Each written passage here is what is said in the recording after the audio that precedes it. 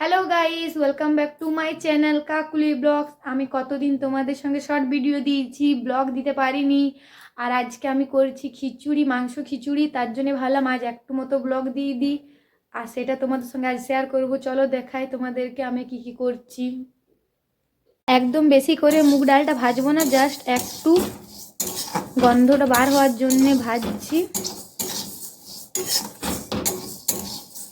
আর দেখতে পাচ্ছ হচ্ছে, মুগের ডালটা একটু ভেজে নেব। আর এদিকে জল গরম হয়ে গেছে, চালটা দিয়ে দিই।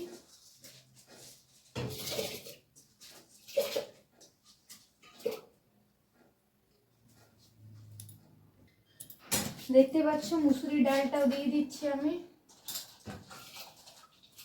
দেখো মুসুরির ডাল দিয়ে দিলাম।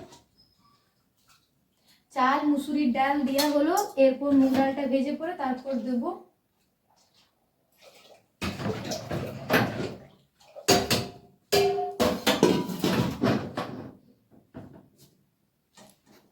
মুগ ডাল ভাজা আমার কমপ্লিট হয়ে গেল। এরপর আমি দিয়ে দেবো চালের একসঙ্গে সব।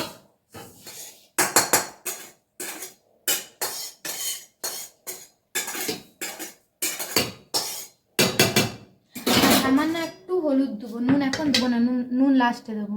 কি দেবো খিচুড়ির মধ্যে আছে বরবটি, আছে ফুলকপি, বাঁধাকপি, ডিংলা, তার সঙ্গে গাজর, আর তার সঙ্গে একটা আলু।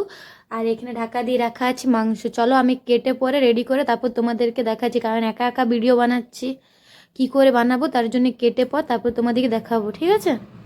দেখো আমার সবজি কাটা রেডি হয়ে গেছে, দেখতে পাচ্ছ বাঁধাকপি, আলু এখানে আছে, এখানে ডিংলে, ফুলকপি, বরবটি, গাজর, টমেটো সব কিছু কেটে কুটে রেডি করে নিয়েছি। এরপর মশলা বাড়বো, তরকারি বসাবো। চলো তারপর দেখাচ্ছি তোমাদেরকে।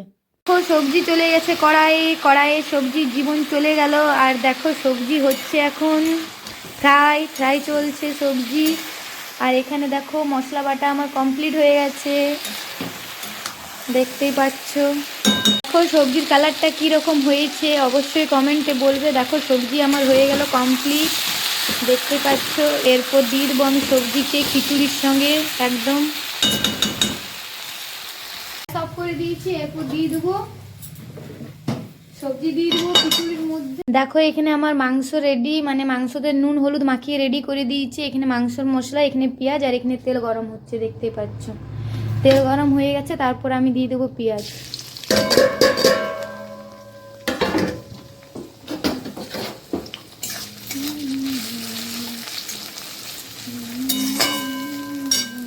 দেখো 5 মিনিট ভাজা কমপ্লিট হয়ে গেল। তারপর কালারটা তো দেখতেই পাচ্ছ একদম চেঞ্জ হয়ে গেছে।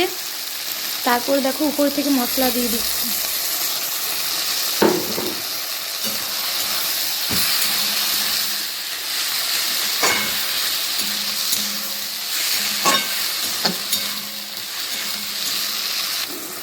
দেখো মাংসটা কষা হয়ে গেছে, মাংস কষা কমপ্লিট। আর সামান্য মানে 1 কাপের মতো জল দিয়ে 5 মিনিটের মতো কম পাওয়ার করে হালকা ফ্রাই মানে ভেপে পরে তারপর খিচুড়ির মধ্যে দিয়ে দেবো। দেখতেই পাচ্ছ মাংস আমার হয়ে গেল 5 মিনিটের মধ্যে রেডি, একদম রেডি হয়ে গেছে। আর এখানে দেখো খিচুড়িও রেডি হয়ে গেল। এরপর মাংসকে খিচুড়ির মধ্যে দিয়ে দেবো, তারপর আমার রান্না কমপ্লিট। দেখো আমার মাংস রেডি হয়ে গেল। এরপর খিচুড়ির মধ্যে মাংস দিয়ে দেবো।